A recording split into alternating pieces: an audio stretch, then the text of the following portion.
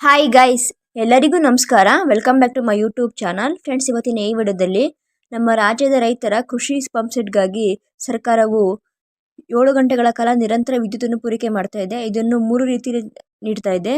ಮೊದಲನೇದಾಗಿ, ಯಾವುದೇ ರೀತಿಯ ತಾಂತ್ರಿಕ ದೋಷ ಇಲ್ಲದ ಪ್ರದೇಶಗಳಲ್ಲಿ 7 ಗಂಟೆಗಳ ಕಾಲ ನಿರಂತರ ವಿದ್ಯುತ್ತನ್ನು ಹಗಲೊತ್ತು ನೀಡ್ತಾ ಇದೆ. ಎರಡನೇದಾಗಿ, ತಾಂತ್ರಿಕ ದೋಷ ಇರುವ ಪ್ರದೇಶಗಳಲ್ಲಿ 3 ಗಂಟೆಗಳ ಕಾಲ ವಿದ್ಯುತ್ತನ್ನು ರಾತ್ರಿ ಹಾಗೂ 4 ಗಂಟೆಗಳ ಕಾಲ ವಿದ್ಯುತ್ತನ್ನು ಹಗಲು ನೀಡ್ತದೆ. ಅದರ ಬಗ್ಗೆ ಸಂಪೂರ್ಣ ಮಾಹಿತಿಯನ್ನು ಈ ವಿಡಿಯೋದಲ್ಲಿ ನಾನು ತಿಳಿಸ್ಕೊಡ್ತೀನಿ.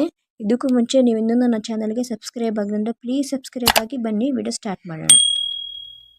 ರಾಜ್ಯದ ರೈತರ ಕೃಷಿ ಪಂಪ್ ಸೆಟ್ಗಳಿಗೆ ಹಗಲು ವೇಳೆಯೇ 7 ಗಂಟೆಗಳ ಕಾಲ ನಿರಂತರ 3 ಫೇಸ್ ವಿದ್ಯುತ್ ಪೂರೈಕೆ ಮಾಡಲಾಗುತ್ತಿದೆ. ತಾಂತ್ರಿಕ ಸಾಧ್ಯತೆ ಇರುವ ಪ್ರದೇಶಗಳಲ್ಲಿ ನೇರವಾಗಿ 7 ಗಂಟೆಗಳ ಕಾಲ ವಿದ್ಯುತ್ ಒದಗಿಸಲಾಗುತ್ತದೆ. ಆದರೆ ತಾಂತ್ರಿಕ ಸೌಲಭ್ಯ ಇಲ್ಲದ ಉಪಕೇಂದ್ರಗಳಲ್ಲಿ ಪಾಳಿಯ ಮೂಲಕ, ಅಂದರೆ ಶಿಫ್ಟ್ ವೈಸ್ 4 ಗಂಟೆ ಹಗಲು ಮತ್ತು 3 ಗಂಟೆ ರಾತ್ರಿ ಸೇರಿ ಒಟ್ಟು 7 ಗಂಟೆ ವಿದ್ಯುತ್ ಪೂರೈಕೆ ಮಾಡಲಾಗುತ್ತದೆ. ರಾಜ್ಯದ ವಿದ್ಯುತ್ ಪೂರೈಕೆಯ ವಾಸ್ತವ ಪರಿಸ್ಥಿತಿ. ರಾಜ್ಯದಲ್ಲಿ ಕೃಷಿ ಪಂಪ್ ಸೆಟ್ಗಳಿಗೆ 3 ಫೇಸ್ ವಿದ್ಯುತ್ ಸರಬರಾಜು ಬಹುದಿನಗಳಾದರೂ ಚರ್ಚೆಯ ವಿಷಯವಾಗಿದೆ. ಕೆಲವೆಡೆ ನಿರಂತರ 7 ಗಂಟೆ ವಿದ್ಯುತ್ ಪೂರೈಕೆ ನಡೆಯುತ್ತಿದ್ದರೂ ಬಹುತೇಕ ಹಳ್ಳಿಗಳಲ್ಲಿ ವ್ಯತ್ಯಾಸಗಳಿರುವುದು ರೈತರ ಅನುಭವದ ಮೂಲಕ ಸ್ಪಷ್ಟವಾಗಿದೆ. ಕೆಲವು ಗ್ರಾಮೀಣ ಪ್ರದೇಶಗಳಲ್ಲಿ ವಿದ್ಯುತ್ ಕಡಿತ ಸಮಸ್ಯೆ ಇನ್ನೂ ಮುಂದುವರೆದಿದೆ. ಇದರಿಂದ ರೈತರು ತೊಂದರೆ ಅನುಭವಿಸುತ್ತಿದ್ದಾರೆ. ಪ್ರಮುಖ ಸವಾಲುಗಳು. ಇನ್ನು ಸರ್ಕಾರ ರೈತರಿಗೆ 7 ಗಂಟೆಗಳ ನಿರಂತರ ವಿದ್ಯುತ್ ಕಾಲ ಪೂರೈಸಲು ಆಗದೇ ಇರೋದಕ್ಕೆ ಪ್ರಮುಖ ಸವಾಲುಗಳು ನೋಡೋದಾದರೆ, ಮೊದಲನೇದಾಗಿ ತಾಂತ್ರಿಕ ಸಾಧ್ಯತೆ. ಕೆಲವೆಡೆ ವಿದ್ಯುತ್ ವಿತರಣಾ ವ್ಯವಸ್ಥೆ ಹಳೆಯದು, ಅಲ್ಲದೆ ಉಪಕೇಂದ್ರಗಳ ಸಾಮರ್ಥ್ಯ ಕಡಿಮೆಯಾಗಿದೆ. ಇದರಿಂದ ನಿರಂತರ ಪೂರೈಕೆ ಗ್ಯಾರಂಟಿ ನೀಡುವುದು ಕಷ್ಟ.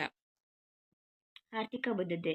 ನಿರಂತರ 7 ಗಂಟೆಗಳ 3 ಫೇಸ್ ಪೂರೈಕೆಗಾಗಿ ಪೂರಕ ಮೂಲಸೌಕರ್ಯ ಅಭಿವೃದ್ಧಿಪಡಿಸುವಲ್ಲಿ ಹೆಚ್ಚಿನ ವೆಚ್ಚ ತಗಲಬಹುದು. ಜಲಮಟ್ಟ ಕುಸಿತ.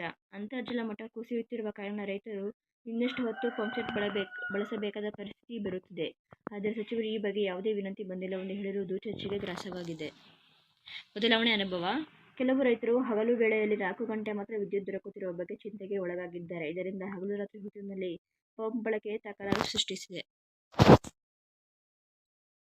ನಿರ್ವಹಣೆಗೆ ಸೂಕ್ತ ದಾರಿ. ಇನ್ನು ರಾಜ್ಯದ ರೈತರಿಗೆ 7 ಗಂಟೆಗಳ ಕಾಲ ನಿರಂತರ ವಿದ್ಯುತ್ ಪೂರೈಕೆಗೆ ಈ ಯೋಜನೆ ನಿರ್ವಹಣೆಗೆ ಬೇಕಾದ ಸೂಕ್ತ ಕ್ರಮಗಳು ನೋಡೋದಾದರೆ, ರಾಜ್ಯದಲ್ಲಿ ವಿದ್ಯುತ್ ಸರಬರಾಜು ಯೋಜನೆಯನ್ನು ಯಶಸ್ವಿಯಾಗಿ ಜಾರಿಗೆ ತರುವುದನ್ನು ನೋಡುವುದು ಮಹತ್ವದ ಸಂಗತಿ. ಆದರೆ ಯೋಜನೆಯಲ್ಲಿ ಯಾವುದೇ ವಿಳಂಬ ಅಥವಾ ಅಸಮರ್ಪಕ ವಿತರಣೆ ಇದ್ದರೆ ರೈತರ ಕೃಷಿ ಚಟುವಟಿಕೆಗಳ ಮೇಲೆ ನೇರ ಪರಿಣಾಮ ಬೀರುವ ಸಾಧ್ಯತೆ ಇದೆ.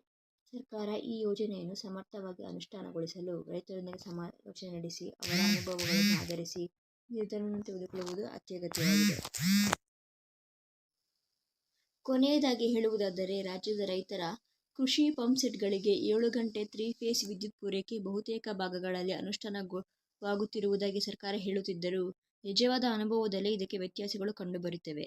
ರೈತರ ನಿಜಸ್ಥಿತಿಯನ್ನು ಪರಿಗಣಿಸಿ ತಾಂತ್ರಿಕ ಹಾಗೂ ಆರ್ಥಿಕ ಬದಲಾವಣೆಗಳನ್ನು ಮಾಡಿ ಉದ್ದೇಶವನ್ನು ಸಾಧಿಸುವತ್ತ ಸರ್ಕಾರ ಗಮನ ಹರಿಸಬೇಕಾಗಿದೆ. ಮತ್ತು ಇಂತಹ ಉತ್ತಮ ಮಾಹಿತಿಯನ್ನು ನೀವು ತಿಳಿದ ಮೇಲೆ ಈ ಮಾಹಿತಿಯನ್ನು ಕೂಡಲೇ ನಿಮ್ಮ ಸ್ನೇಹಿತರೊಂದಿಗೆ ಹಾಗೂ ಬಂಧುಗಳಿಗೆ ಶೇರ್ ಮಾಡಿ. ಧನ್ಯವಾದಗಳು.